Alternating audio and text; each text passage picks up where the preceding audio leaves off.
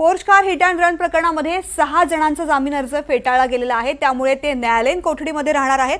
विशाल Agarwal, Shivani Agarwal, doctor हरनोळ, Ajay Taware, Makandar आणि अमर गायकवाड यांचा जामीन फेटाळण्यात आलेला आहे।